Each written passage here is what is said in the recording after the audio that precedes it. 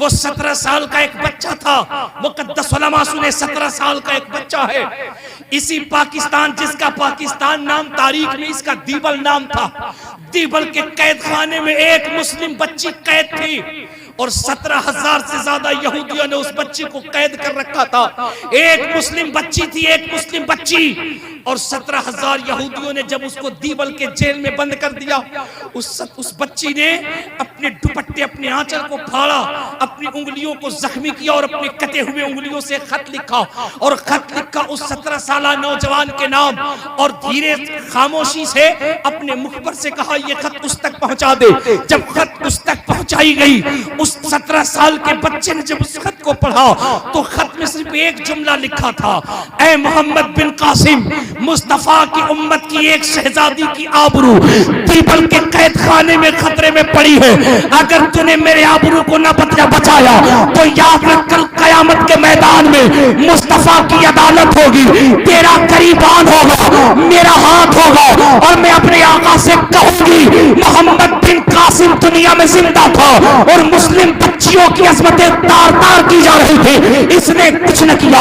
अल्लाह के इज्जत की कसम, जैसे ही ये रुक्का मिला, मोहम्मद बिन कासिम का कलेजा फट गया। बादशाह वक्त के पास गए और जाने के बाद कहा, बादशाह, ये एक मुस्लिम बच्ची का, एक मुस्लिम खातून का लेटर आया है, इसमें लिखा 17,000 यहूदियों ने उसे कैद कर रखा है, उसकी आबरू पे खतरा पड़ गया है, बादशाह सलामत, मुझे फौज की दरकार है।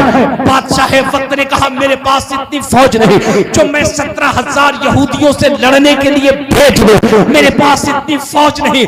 वाहरे मुस्तफा का शेर, वाहरे नबी का दीवाना, वाहरे मोहम्मद अपने अरबी का उम्मती, दीन तो उन लोगों ने बचाया यार, मसलक तो उन लोगों ने बचाया। वो 17 साल बच्चा जब पलटा ना, मायूस न हुआ, बादशाह के सहारे पे न रहा, बल्कि पलटा और अपने बस्ती के बच्चों को इकट्ठा किया। तारीख में आता, किसी की उम्र 10 साल है, किसी की उम्र 12 साल है, किसी की उम्र 15 साल है, किसी की उम्र 17 साल है। वो नन्हे बच्चों को इकट्ठा करके कहता, ऐ मोहम्मद के शेर, ऐ हुसैन के दीवाने, ऐ हसन के मानने वालों, ऐ करबला के चाहने वालों, बताओ, एक मुस्लिम बेटी दीपल के कैद खाने में कैद है, उसकी आबरू को यहूदियों ने खतरे में डाल रखा है, तुम्हारा क्या ख्याल है?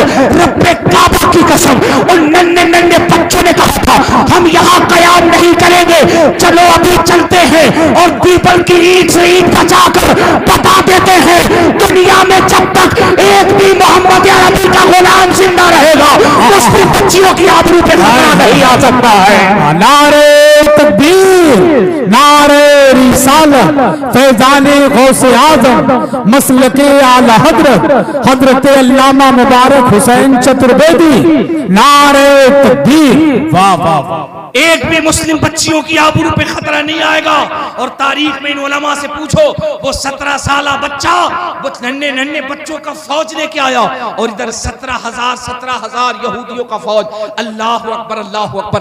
ये चंद 100 बच्चे थे जो कमसिनी के आलम में थे, लेकिन इसे कहते हैं मुस्तफा का दीवाना, जो सिर्फ दावा नहीं करता, मैदान में दलाइल के साथ उतरता है।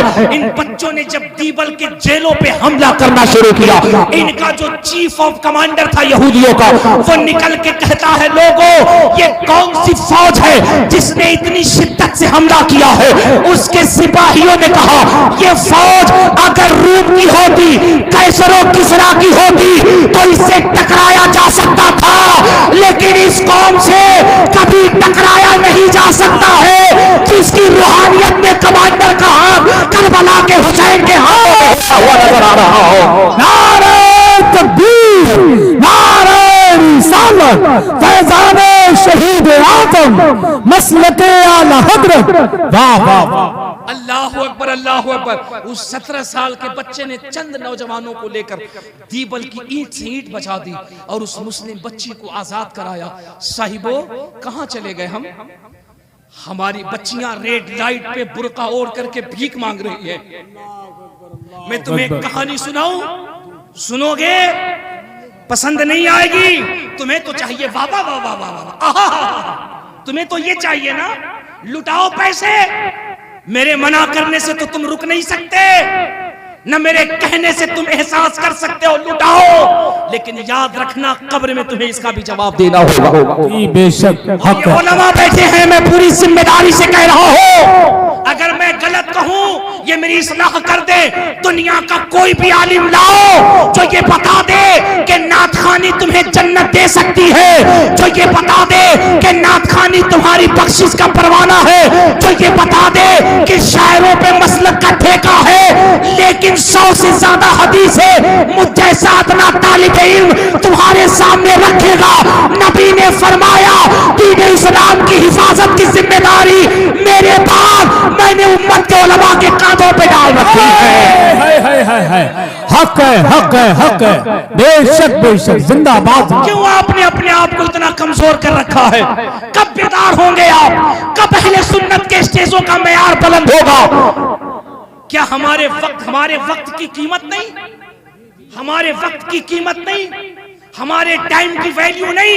एक जुमला सुन, ये हिटलर जिसने पूरी दुनिया पे हुकूमत की, हो सकता मेरी बातें अगर किसी के दिल पे नश्तर की चुभे, मैं तुमसे हाथ जोड़ के कहता दोबारा कभी मत बुलाना। मेरे गौस पाक का करम, मेरे आला हजरत, मेरे ताजुल शरिया का फैजान है, जलसा मेरा पेशा नहीं है। मेरे बारे में पता कर लेना, हिंदुस्तान के किसी शायर मुकर्रिर खतीब से आज तक मैंने न किसी का झोला उठाया, न मैंने किसी की चम्मचगीरी की है। जलसे जुलूस मेरा पेशा नहीं, मेरा पेशा नहीं, मेरा पेशा नहीं। ये मसलक के आला हजरत के फैलाने का बस एक सेवा है, वरना अल्लाह का फजल है मुझे मेरे ताजुल शरिया ने मेरे शहर में जो मुझे अता किया है इज्जत के साथ, तो वक्त की रोटी खाकर जिंदगी गुजारने के लिए वही काफी है। क्या बात है, वाह वाह वाह वाह वाह, जिंदाबाद वही जिंदाबाद। काफी है। न बुलाना अगर मेरी बातें दिल को चुभे, लेकिन अगर दिल पे हाथ रख के अपने जमीर से पूछोगे तो अल्लाह की इज्जत की कसम तुम्हारे जमीर से आवाज यही आएगी, हाँ मैं जो कह रहा हूं वो हक कह रहा हूं। सुनो, हिटलर जिसने, आज हम 1-1 घंटा 2-2 घंटा वाह वाह वाह वाह वाह वाह 20,000 30,000 40,000 50,000 ले इनाम दे इनाम, ले इनाम दे इनाम, और आपके इनाम की कसरत बढ़ती है, शायर आपको डायरेक्ट जन्नत पहुंचा देता है। और ये बकलोल इतना खुश होता है, सोचता है क्या कहना है, जन्नत शायर साहब की है, इनकी मिल्कियत में, इनकी रजिस्ट्री में है, जितना पैसा देना है दे दो, जितना इनाम दोगे उतना A1 क्लास का जन्नत में मकान मिल जाएगा। क्या ख्याल है? और अगर तुम्हें तल्ख हकीकत अपनानी है ना तुम्हें तल्ख हकीकत, तो कभी किसी बड़े शायर को बिठाना, 1 रुपया भी इनाम मत देना, फिर मैं देखता हूं उसके कलेजे में कितनी ताकत है और तुम्हारे सुनने में कितनी ताकत है।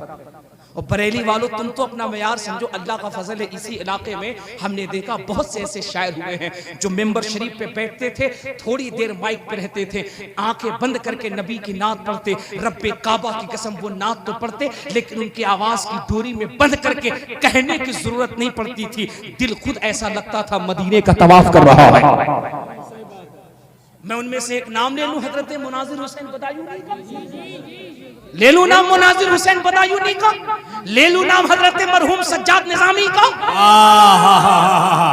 वाह वाह वाह वाह। क्या ये शायर नहीं थे?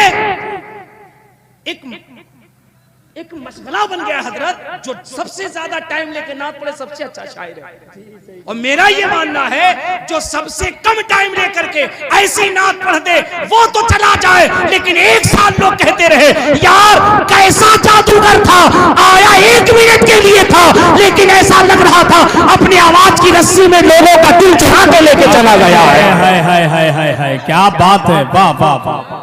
नाथानी तो ये भी होनी चाहिए ना। बदलो बदलो, सोच बदलो। एक बात सुनो फिर मेरी तकरीर खत्म हो जाएगी।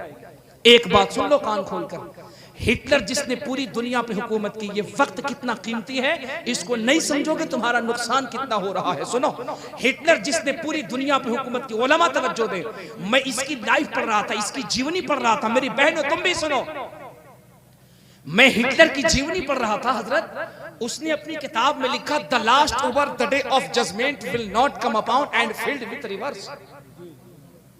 उसने लिखा कि जो कौमें, हिटलर कहता जो कौमें वक्त की कद्र नहीं करती फिर उसकी हालत ये हो जाती है कि वो पूरी दुनिया पे हुकूमत करती है, लेकिन वक्त की नाकदरी की वजह से वो सिमट कर इंग्लैंड तक रह जाती है। ये हिटलर लिखता, लेकिन उसने आगे एक बात और भी लिखा था।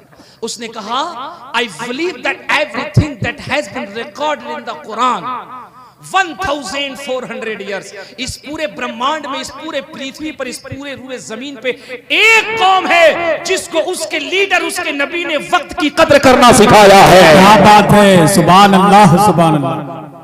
मैं एक बार नहीं कहूंगा तुम्हें सुभान अल्लाह कहना, माशा अल्लाह कहना, दिल करे तो कहना, लेकिन संजीदगी से दिल में जगह दे के बात सुनो। वो कहता, मैं नहीं कहता, वो हिटलर कहता, I believe that everything that has been recorded in the Quran 1400 years. वो कहता, दुनिया की अकेली कौम मुस्लिम है जिसको उसके लीडर, उसके रहनुमा मोहम्मद अरबी ने वक्त की कद्र करना सिखाई। आगे वो कहता, I believe that everything that has been recorded in the Quran 1400 years ago must be truth that can be taught by scientific means science the prophet Muhammad सल्लल्लाहु अलैहि वसल्लम। उस नबी ने अपने उम्मतियों को वक्त की कद्र करना सिखाई, तो डर है कि कहीं ये कौम वक्त की नाकदरी करना न सीख ले। अगर इस कौम में भी ये बीमारी आ जाएगी, फिर ये कौम भी हाशिए पे जाती नजर आएगी, इसकी कोई पूछ नहीं हो। अब तुम दिल पे हाथ रख के सोचना, आज हमारे अहले सुन्नत के जितने जलसे हो रहे हैं हिंदुस्तान में, किसी भी फिरके के नहीं होते। सही कह रहे हैं। न देवबंदियों के होते, न वहाबियों के होते, न नेचरियों के होते, न सुलहकुल्लियों के होते, न कादियानियों के होते, न मौदूदियों के होते, न चकड़ालवियों के होते, किसी के नहीं होते। न अहले तशय्युअ के होते हैं। सबसे ज्यादा जलसे सुन्नियों के होते हैं। क्या ख्याल है आपका? हैं? अब तो आप ऐसे चुप हो गए जैसे लग रहा कोई आप पे बम पटक रहा है, या आप इतने खामोश हो गए जैसे लग रहा कोरोना यहीं पैदा हुआ था। मैंने कहा था ना, दिल से जो बात निकलती है असर रखती है, पर नहीं ताकते परवाज मगर रखती है। सोच तो सही यार, सबसे ज्यादा अहले सुन्नत के जलसे होते हैं। होता क्या है? जलसे क्यों किए जाते हैं? गौसगंज वालों, क्यों किए जाते हैं जलसे? मुझे एक शख्स बताओ क्यों किए जाते?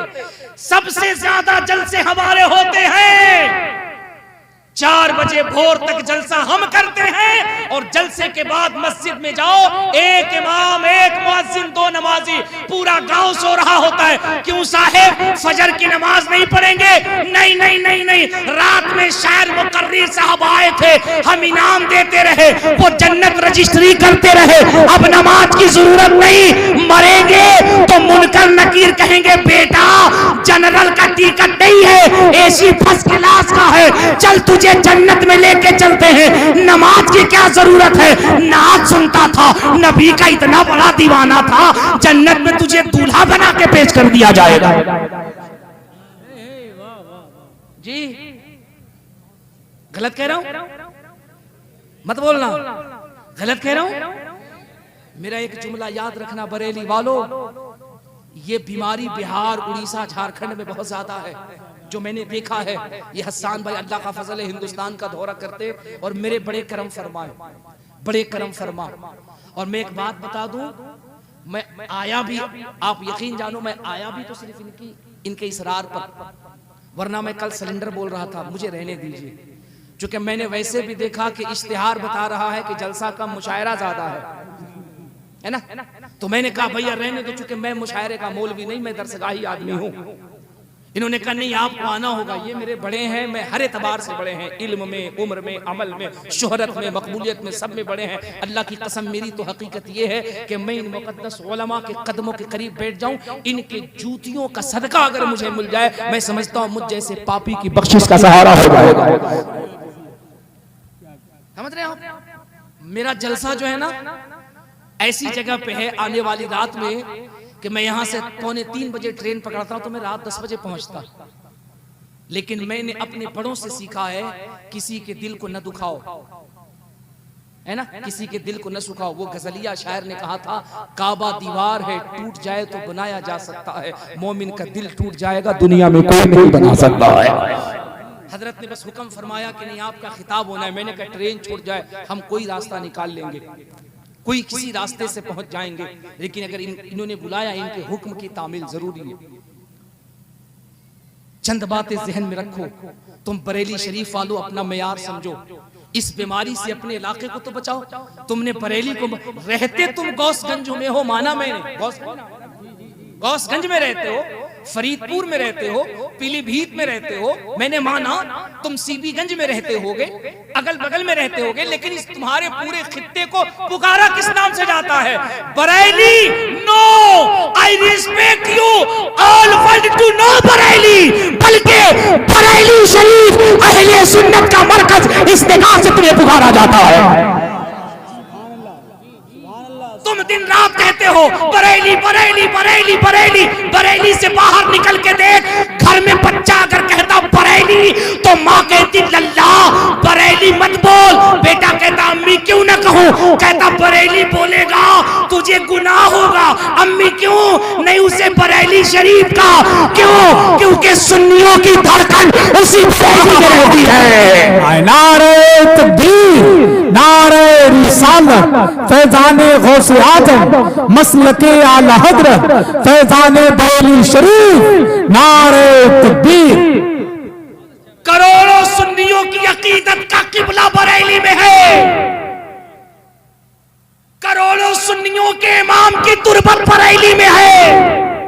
तुम अपने शहर से बाहर निकल के देखो, लोग बरेली को बरेली कहना बेअदबी समझते हैं, जब भी कहते हैं तो बरेली शरीफ कहते हैं।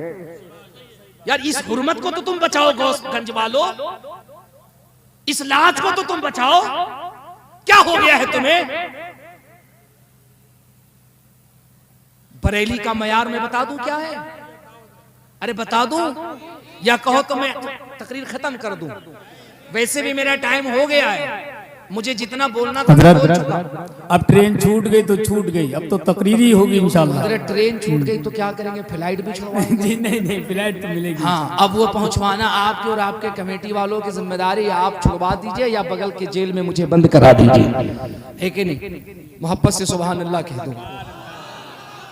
मैं एक बात तुमसे हाथ जोड़ के कहता हूं, अगर कोई बात बुरी लगे मुझे अपना खादिम समझ के माफ करना, लेकिन अल्लाह के इज्जत की कसम तुम अपने जमीर से पूछो, मैं तुमसे जो कह रहा हूं वो गलत कह रहा हूं कि सही कह रहा हूं? बिल्कुल हक कह रहे हैं। बरेली वालों तुम अपना मेयार समझो, अपना वकार समझो। अरे वो तमाशे हिंदुस्तान के किसी स्टेट में होंगे तो लोग ये कह देंगे कि उस स्टेट को रहनुमाई नहीं मिली, लेकिन यार तुम्हारा बरेली तो वो बरेली है कि इस बरेली में जब भारत की गद्दे पे बैठने वाली, जब यहाँ की प्राइम मिनिस्टर बरेली में आई तो दुनिया की तमाम ताकतें जिस ताकत के सामने झुकती है, बरेली में आला हजरत के बेटे ने उसको ठोकर से मार के बता दिया, हिंद के तख्त पे तेरी हुकूमत चलती है, हिंदुस्तान के दिलों पे मुफ्ती आजम की हुकूमत चलती है। नारे तकबीर, नारे रिसालत, फैजाने गौसे आजम, फैजाने सरकार मुफ्ती आजम हिंद, मसलके आला हजरत, इश्क मोहब्बत, इश्क मोहब्बत। यहां फतवे नहीं बदले जाते, यहां वोट का निशान बदल दिया जाता है। यहां अगर लोग इस्लामिया पे आए तो बरेली में इतनी ताकत है कि हमारे तुम्हारे लाहौल से, हमारे तुम्हारे लाहौल से मौलवी नहीं भागता, और बरेली के फूक में इतनी ताकत है कि मौलवियों का बाप अगर बरेली में आए तो आला हजरत के बेटों के लाहौल से शैतानों का बाप भी भागता हुआ नजर आता है। वाह वाह वाह वाह वाह, क्या बात, हक है। तुम्हें इतनी बड़ी पावर मिली, फिर भी तुम वही कर रहे हो जो जाहिल लोग करते हैं। वाह वाह वाह वाह वाह, मैं बैठा बैठा देख रहा था, 10-20 लोग तो ऐसे तड़प रहे थे जैसे लग रहा था उन पे हाल काला आ गया है। और ध्यान से ऐसे लोगों को देखे तो अल्लाह की इज्जत की कसम, ये ऐसा लिबास पहने हैं, सही से अगर रुकू कर ले तो पूरा लाल किला का मैदान नजर आ जाएगा। गलत कह रहा हूं मैं? वो पैंट को खींच खींच करके, अबे पहले पैंट तो सही कर, लिबास तो दुरुस्त कर।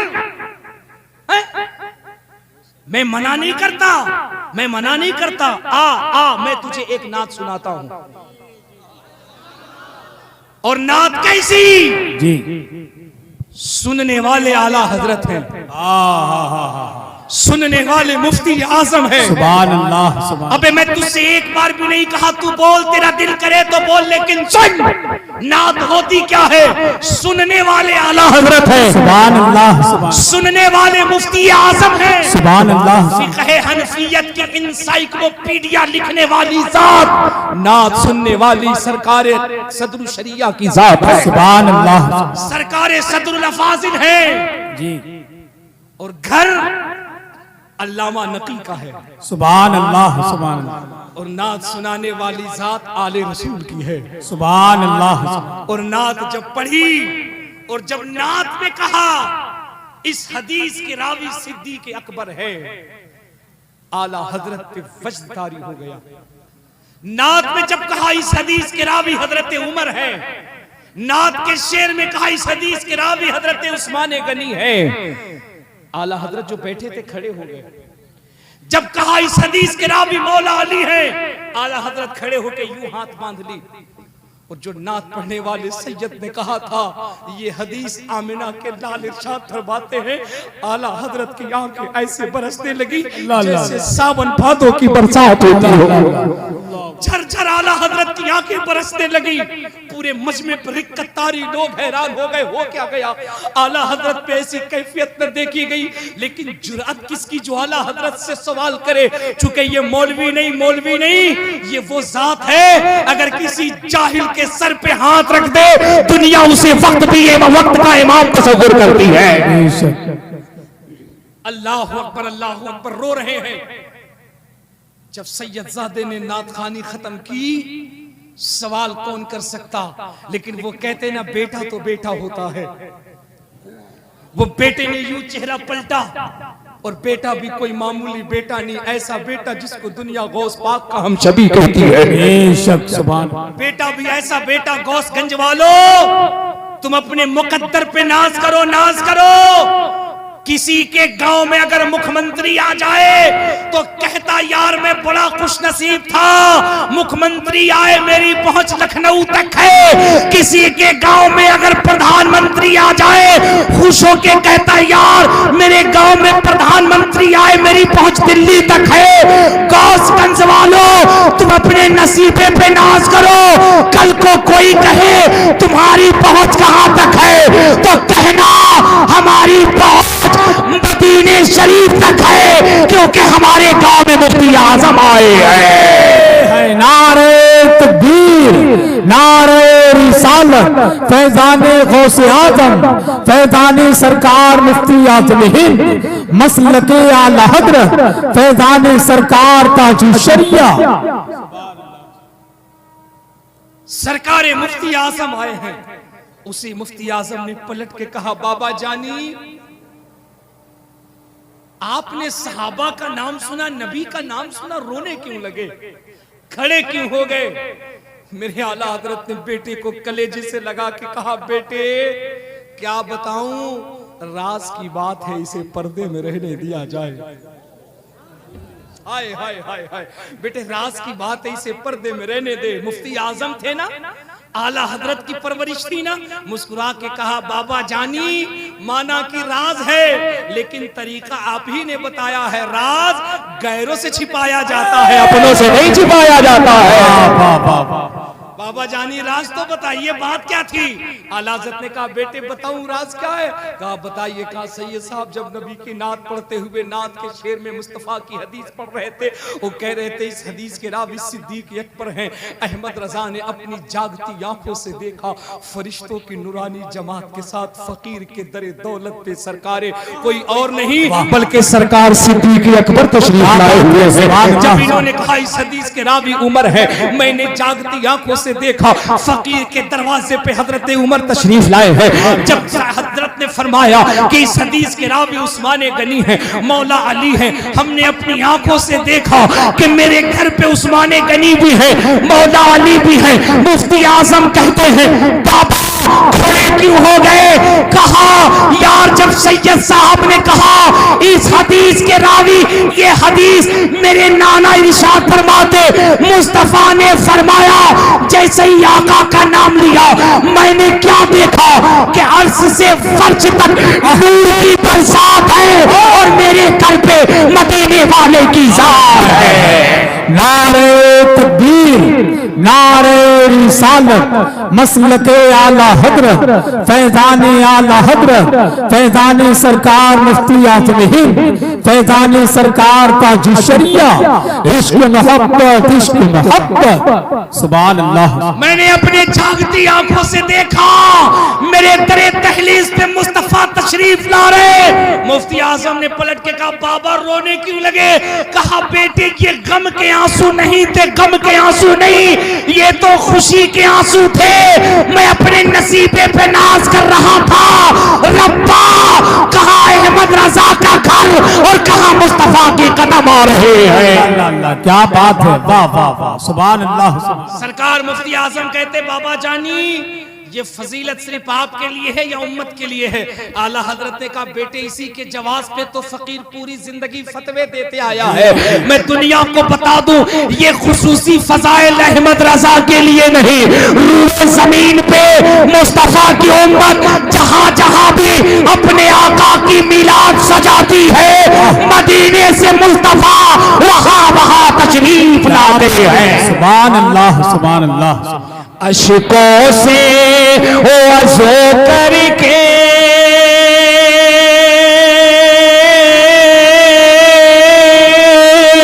क्या बात, बैठो तो करीने से, सुभान अल्लाह। अशकों से वज़ू करके बैठो तो करीने से, इस बज़्म में आएंगे सरकार मदीने से। सुभान अल्लाह, सुभान अल्लाह, बेशक हक है। अपने महफिल की हुर्मत को संभालो, वक्त की कद्र करो, वरना अल्लाह की कसम ये वक्त फिर पलट के नहीं आएगा। मैंने जब वो तारीख पढ़ी कि यूपी से 20,000 से ज्यादा बच्चियां इस्लाम धर्म छोड़ गईं। सुन, पैसे खर्च करने वाले सुन, महंगे से महंगा करने वाले सुन, इमामों पे जुल्म करने वाले सुन, इमाम की तनख्वाह 500 रुपए बढ़ाने से पहले पूरे गांव के अंदर फजीता काटने वाले सुन, इमाम अगर कह दे 1000 बढ़ा दो चलता नहीं तो पूरे कमेटी को बिठाल कर इमाम की टोपी उछालने वाले सुन, दे मुझे 20,000, 1 घंटे तकरीर की मैं 20,000 लेके चला गया, वो तेरा मौलवी जो हफ्ते महीने में 4 तकरीरें जुमे में कर रहा है। इतना ही नहीं, बेटा तेरा मरता है दर्द उस इमाम को होता है।